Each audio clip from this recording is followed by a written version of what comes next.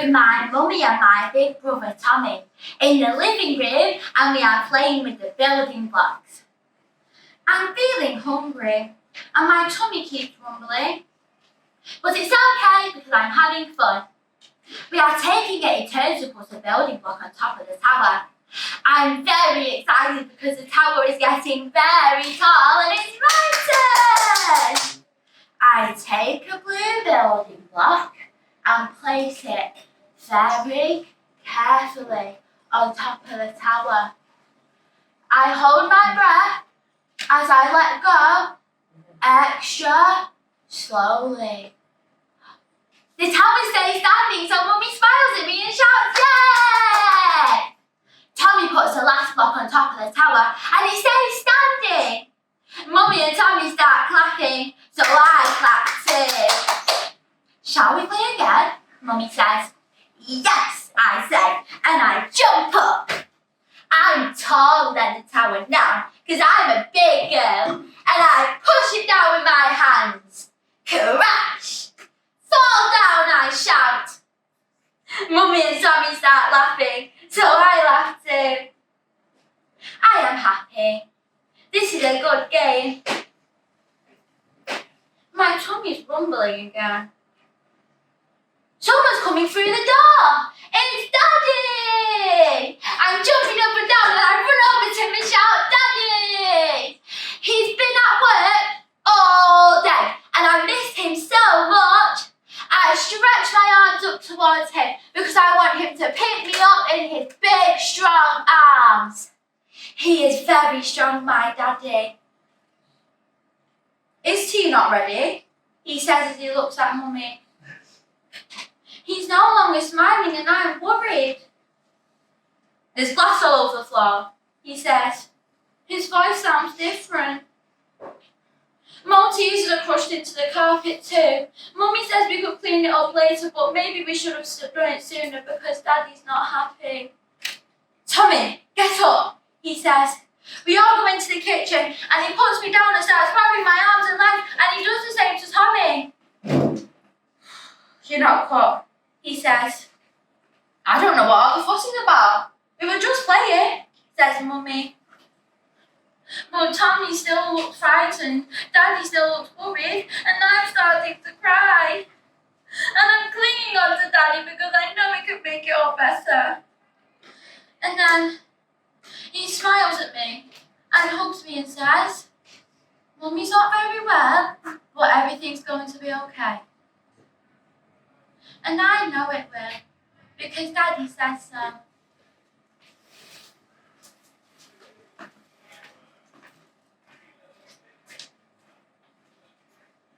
I'm 6.5 and I'm creeping into Mummy and Daddy's room. There's a little black suitcase in the wardrobe that we use for holidays. I'm taking it back to my room and I'm going to pack some clothes in. Mummy has shouted at me again. So I'm going to leave home. She always shouts at me and she never shouts at Tommy, and I always do what she asks me to. So why does she have to shout? Nanny never shouts at me. Nanny loves me and is always kind. So I'm going to live with her and Grandad. Daddy says that when I was born, Mummy wasn't very well, so we went to live with her for a while. So she won't mind. And I know the way because we walked there lots of times. Where's Teddy? I can't go without Teddy. He makes me feel safe when it's dark at night. Oh, he's hiding under the bed covers. It's tricky squeezing him into my case because his head's too big. Mummy doesn't like me and will be glad when I'm gone. I'm taking my suitcase down the stairs. It's heavy, but I'm strong so I can do it. I'm just going to leave it in this corner and see if anyone notices. It's the next day now, and no one has said anything about my suitcase. So, I'm leaving. Mummy's come into the front room. She's smiling at me. That's strange. She's hugging me now. She never hugs me. I think maybe she does love me after all. Are you okay? She says. Yes, I say. I'm going to go and get the tea on, she says as she goes into the kitchen. I'm feeling much better now. I think I'm going to take my suitcase back upstairs and unpack it.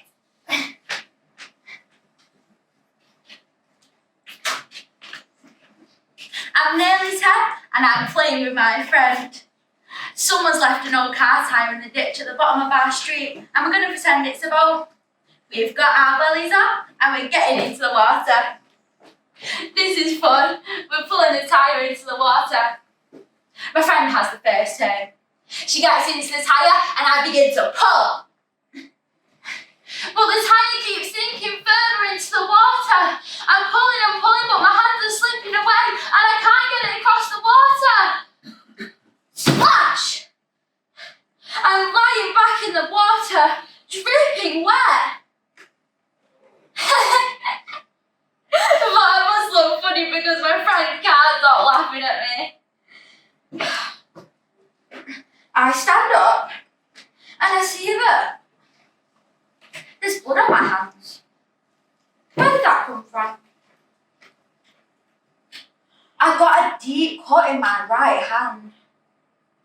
But it doesn't hurt, so it should be alright. Let's go back to my house for a plaster. Then we can play something else, I say to my friend. Okay, she says. We're walking back to my house and the blood from my hand is dripping onto the pavement. It looks like a bright red trail of breadcrumbs. I get to my house, but the door won't open. I've got blood on the door handle. Oh, I hope I won't get into trouble. Mum and Dad must be next door, I say. They sometimes visit the old woman that lives there. She's called Winnie and she's very nice. Knock, knock. Mum's gonna go mad. Dad opens the door and he gasps. What happened? He pulls me inside. Winnie grabs a towel and wraps it around my hand to stop the bleeding. I'm going to ring an ambulance, he says. Mum's looking at me. Her hands are shaking, but they do that a lot because she has trouble with her nerves. I think you should sit down in case you faint, she says.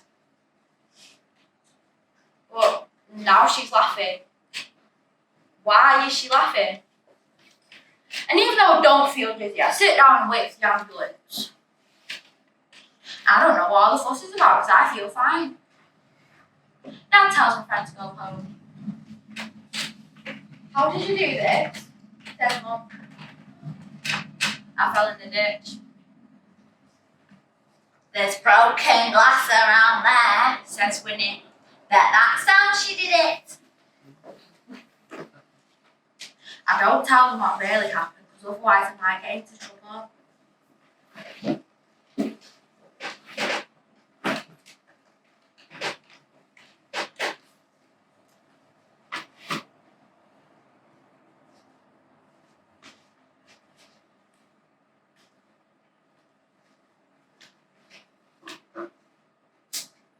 I'm 13 and I'm watching this TV series about a boy who's been given special powers from an alien. It's really good. All my friends are watching it too. It's a bit scary though.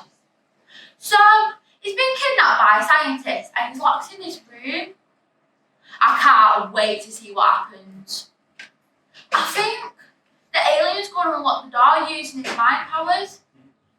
There's 5 minutes before the end and I'm eating a chocolate bar while I watch. Go to the shop and get some milk, Mum says. She's coming from the kitchen. Her hands are shaking again, but they do that a lot. The shop's only across the road, but I'm going to miss the ending. Yeah, we will in a minute. I just want to see what happens. No, you will go now. She's on nag mode again. I usually do what she asks straight away, but I'm going to miss the ending. I will go in a bit. I want to see what happens. I turn back to the TV to see what I've missed, and then I feel a sharp sting across my cheek. She slapped me. I can't believe she did that. Those type of adverts on TV were banned because children were slapping each other across the face, and some were going deaf online because of it. You couldn't lie someone by slapping them across the face, you know? I shout back to her. I don't think she heard me. She's gone back into the kitchen and she's banging the pots and pans. I better go to the shop.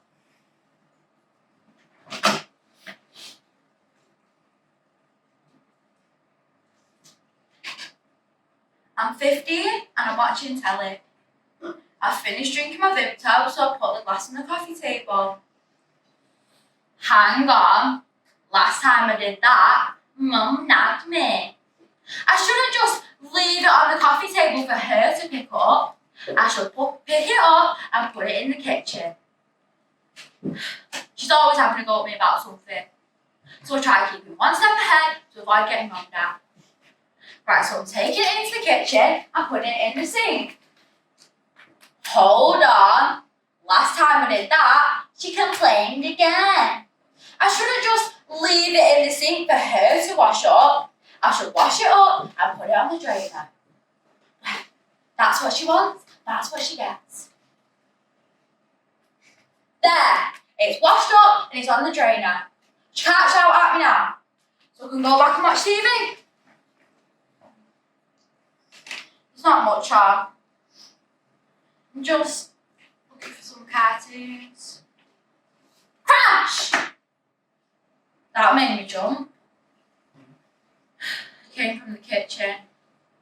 Charlotte! Mum sounds annoyed again. But I've done nothing wrong. I go into the kitchen and I see that my glass is broken into pieces all over the floor. Is this your glass? She's sweeping it up off the floor. Yeah, I said. You shouldn't just leave it on the drainer. You should dry it up and put it away. Then I wouldn't have knocked it over, would I?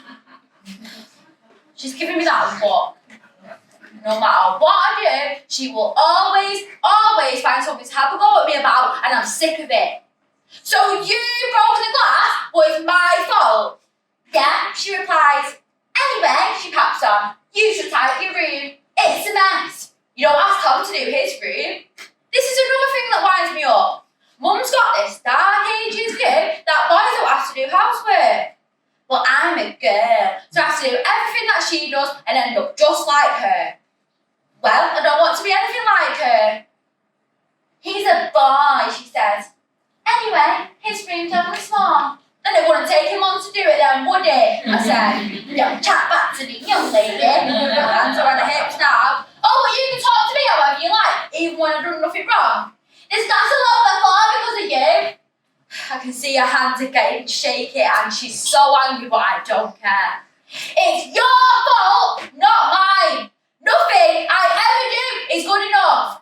I'll never be able to live up to your standards. Well, as soon as I'm old enough, I'm moving out. Then you'll have to find someone else to blame your mistakes on. That is it! You get up to your room now and get it tidy and you can stay up there for the rest of the day. No! She looks mad now and I can see her hand is coming up to slap me. Oh no you don't. I grab it before it hits me and I send my hand flying back at her. It gets her hard on the left cheek. She loses her footing and lands on the floor. How do you like it? I shout. I run upstairs and I slam my bedroom door. I hate her! I hate her! As soon as I'm 18, I am out of here. I'm so angry I can't stop shaking, I can't calm down. I clench my fist and I punch the door hard. Ah, that hurt. What did I expect? At least I'm thinking about my hand now, not her.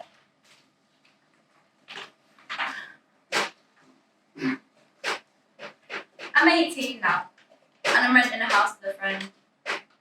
It is so cool, and I'm so chilled here. It's the best decision I've ever made. Ring, ring, ring, ring. Hold on, just go downstairs. Hi, Dad. He said Mum's not well again. He sounds worried. He said that she needs to go to hospital, but she's really hungry and she won't get dressed. Right, I'm coming now. Just need to grab my coat. Keys, where's my keys? They're not in my pocket, they're in the kitchen. Where are they? I need to go. Oh, they're in my other pocket. Lock the door. It usually takes about half an hour to get my foot there. I'm legging it down the street now. I've heard about one going into hospital when I was younger, but I don't remember. Mum's been ill a lot over the years, but now I'm old enough to support him. Tom's at uni, so it's all down to me. She's not been this bad since I was a toddler. I wonder what's happened. I got to the house quicker than I thought I would. I'm sweating and I'm out of breath. I'm going to let myself in. Hi, Dad. He looks worn out. He's pacing up and down the floor. She's still upstairs. I closed her on the bed. Can you get her dressed? He says. So I rush upstairs and she's dashing between the bedrooms and the bathroom.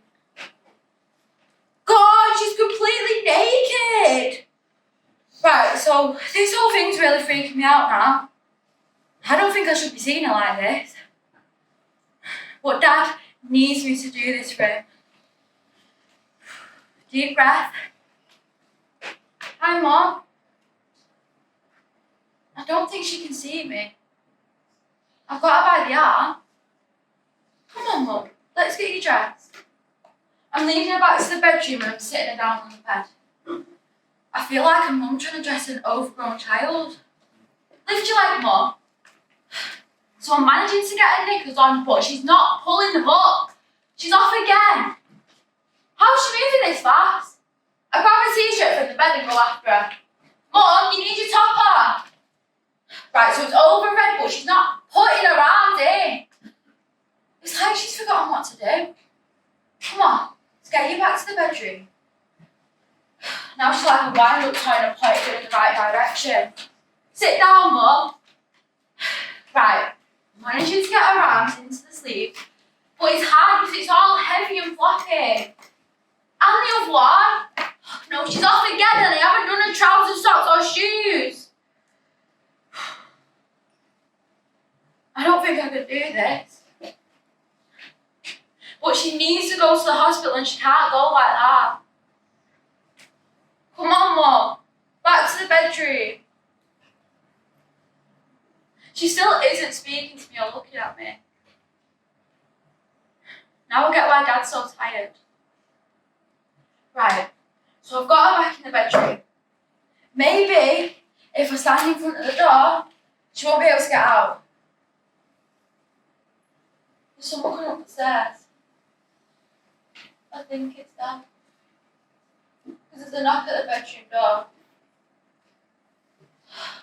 It's a female pastor from the church. Is everything okay? She says. I'm trying not to cry, but it's too late. I can't stop the tears from coming out and I just feel so stupid. I can't do this, I say. She gives me a hug and whispers, everything's gonna be okay. And I hope she's right.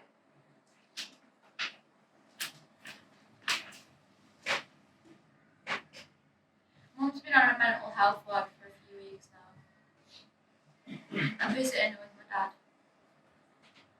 I was quite scared to come here because you don't know what people are going to be like in here. But most of them are quite friendly. We've just been in to talk to the psychiatrist.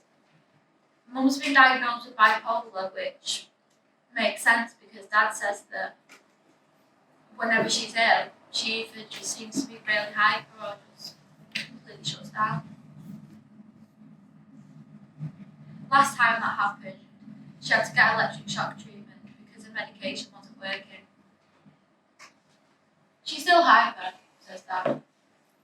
Mum's dashed away. Hang on a minute! She shouts back at me. She's very loud at the moment. It's like someone's cranked the volume button right up. I'm following her, and she's gone up to the bedrooms. Visitors can't go up there. Dad's still waiting in the lounge for us to come back. I can hear her talking at 1,000,000 miles an hour, and I have no clue what she's going on about. It's like a mouse trying to keep up with her brain. I can tell she's been drugged up to slow down though because she's stumbling all over the place. She's like the busy drunk on a night out, and I'm like the friend trying to keep up with her. Have you got that bag? She shouted up to the patient. So she comes back with a bag and a coat and she thrusts them into my hands. The Carol, she doesn't want it, she shouts. Okay, I said, confused. She said you can have them. Ah, be nice. I tried telling her that I shouldn't have them, but now she's putting the coat on me. Oh, doesn't it look nice, Carol? Carol! And she's off again, looking for this Carol. I wish she'd just keep still for a few minutes. I've got good news. So she comes back with who I presume is Carol. Oh, yeah, it looks nice, says Carol. Where did you get them from? They're yours, shouts Mum. Oh, yeah, says Carol. They're both giggling now. So Mum finally sits next to Dad in the lounge and I quickly put myself next to her. Guess what? I say. You got the job! She shouts as if I'm deaf. But everyone heard that. Can't believe she remembered my job interview though. And she makes me laugh because she always guesses the news instead of letting people say it. Yeah, I did. And yeah, you would! She shouts again. Oh, getting a drunken hug now. Me and my chair nearly knocked flying. She's not hugged me in years. She's smiling at me and she looks proud. I've done something right for once. She's like a different mum now. It's like she's got more feelings or something. And it's quite nice. Oh, she's dashed off again.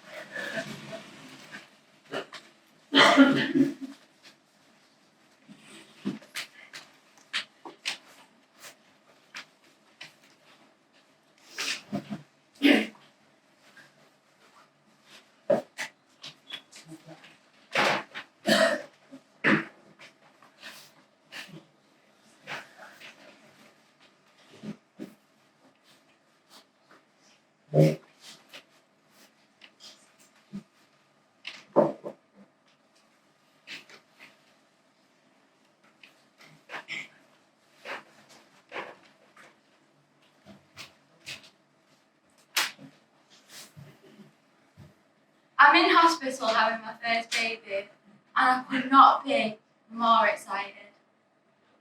It's like my birthday and Christmas have all come at once. I cannot believe I'm going to see my baby today. I'm sat on the hospital bed with my fiance. Mum and Dad are here too. Mum's chatting on. I wasn't bothered by contractions, she says. And giving birth is just like having a really big poo. Okay, I'm really pleased to know that. I'm pretty tired of doing having contractions all night. Here comes another one. There's a wave of pain radiating through my back and lower stomach. I've already hurt my life for 10 up. So I'm just trying to keep my body relaxed and get through it. Mum's not even noticed. She's still chatting. I can't even hear her now. I've stopped listening to her. It's like my body's just placed her on mute while I focus on getting through these contractions. Dad picks my mum in the ribs. Marie! Marie! He says. At least he can tell what's going on. My fiance's no use either. He's just sat on the bed playing video games.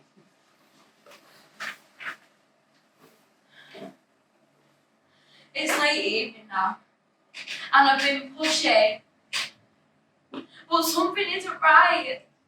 The baby won't come out. I'm so exhausted and I just want this to be over. I'm going to give you an epidural and try pulling the baby out while you push, explained to the nurse. I'm petrified of needles, but I'm falling asleep between contractions, and at this point, I'm willing to try anything. So, I'm sat on the bed in the theatre, and the anaesthetist is inserting way too many needles into my spine. How many more? Ah! That one made my leg jerk and it swung out in front of me. You need to keep still, he says. Well, maybe if I have a go at pushing needles into him, he can try keeping still. Here we go again. This has to be the weirdest thing because I'm pushing. Well, I think I'm pushing, but I can't feel anything from the waist down. Maybe I just think I'm pushing. I have no idea. Anyway, it makes no difference because the baby still isn't moving and I just want this to be over. I just want to beg, please, please give me a cesarean. Oh, thank God they're going to do it. Any other day, I would freak out at the thought of being cut open, but today, all I feel is immense relief. There's a big green sheet in front of me. My fiance's in his scrubs next to me. The nurse said it'll only take a few more minutes. I don't even want to think about what they're doing to me on the other side of this sheet. There's a bit of tugging, but now she's out. The nurse is holding her up, I can see her. She looks like you, she says. And now I'm holding my baby for the very first time.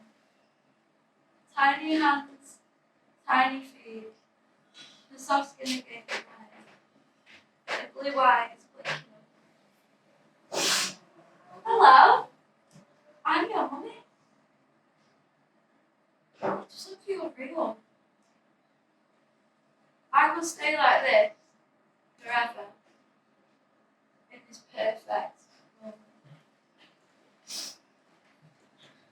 It's finally over. I'm feeling wheeled back to the world now, and she's all tucked up next to me in little rosy cheeks. I'm a mum. I mean, I knew I was before, but now I really am one. I'm petrified and excited, all mixed up together. Before, when I was pregnant, I just had to look after myself, but now she's here. And look, she's so fragile. Oh, but I feel sick. Charlotte, You look pale. Something isn't right, my fiance says to the nurse. I'm gonna be sick. Now it's like a film, but something keeps fast forwarding. The nurse takes my baby just before I throw up.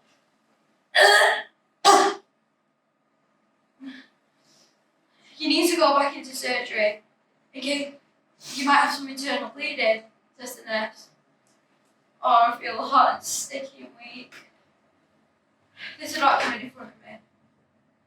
You need to sign this in case we have to carry out a hysterectomy, says the nurse.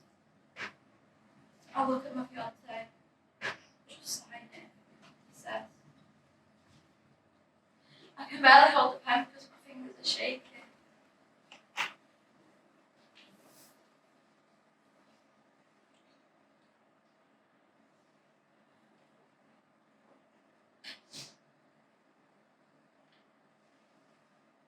I'm waking up in a small room. There are tubes all around me. Oh, I feel like a ton of weight and it's hard to move. How are you feeling? Asked the nurse. Okay, I say. You had a tiny cut in your uterus. It took us a while to find it. We had to give you a few blood transfusions. But everything's fine, you can still have children. Your family's here, she said. Our fiance comes to the side of my bed. He squeezes my hand. He looks tired and pale. I thought I was going to lose you, he says. I look around the room and I see my mum and my dad. But I can't see my baby. Where is she? Where's Lara? I say, where is she? And then I see her. She's all sorts of in mum's arms. You've been in surgery all day, look, she says. The nurse asked who was going to feed her, so I volunteered. She passes my baby over to me so carefully, as if she's made of glass and could break at any moment. And there she is, my baby, all tucked up next to me and content because my mum, her grandma, has been looking after her. Thanks, Grandma, I said. Well, what else has Grandma